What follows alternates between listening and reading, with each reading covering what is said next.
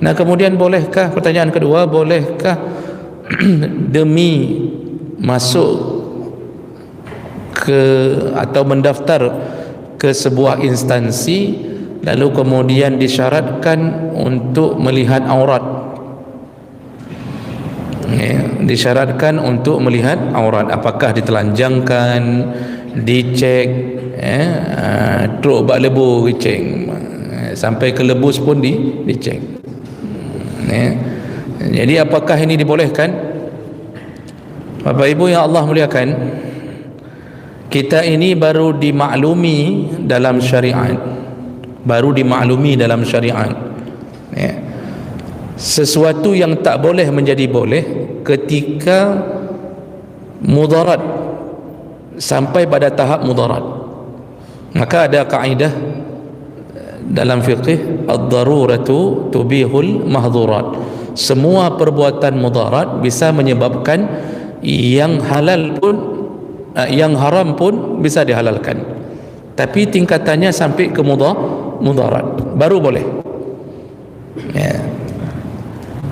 Contoh paling banyak kita dapat, contoh yang paling sering kita dengar, kalau babi haram, maka ketika kita berada dalam satu kondisi tidak ada makanan lain, tiba-tiba yang lewat cuma babi, itu pun saya tidak tahu kenapa babi itu lewat di situ, kita dibolehkan memakannya sekedar bisa menguatkan sedikit untuk mencari makanan halal.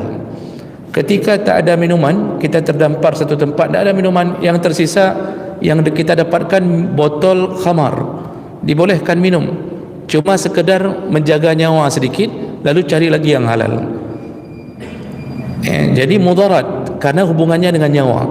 Jadi yang disebut mudarat itu adalah in lam taf'al tahlik, kalau engkau tidak melakukannya engkau binasa, artinya berhubungan dengan nyawa. Laki-laki tidak boleh lihat aurat perempuan, itu dasar hukumnya. Tapi dokter begitu ingin mengoperasi pasien perempuan dan tidak ada dokter perempuan yang mampu melakukannya, yang ada cuma dokter laki-laki, dan dia harus mengoperasi pasiennya yang perempuan, tidak ada jalan lain kecuali melihat auratnya, ya, apakah membelah dadanya, kemudian sampai ke auratnya, sampai ke kemaluannya, dan tidak ada dokter perempuan lain yang mampu melakukannya, cuma dia, dan nyawa harus diselamatkan. Di saat itulah yang haram tadi menjadi halal sementara. Setelah operasi tutup lagi. Jadi jangan pula jadi dokter bandot pula, setelah operasi pun masih melakukannya. Nah, itu contoh. Selain mudarat, tidak ada alasan boleh menampakkan aurat. Maka ditanya seperti tadi, bolehkah kita membiarkan aurat kita dilihat hanya demi untuk masuk ke satu instansi? Jawabannya tak boleh. Jadi kayak mana juga, ya jangan daftar ke situ kalau itu menjadi sebuah kewajiban, ya. Jadi dibuat syarat harus dilihat auratnya, harus telanjang atau begini-begini.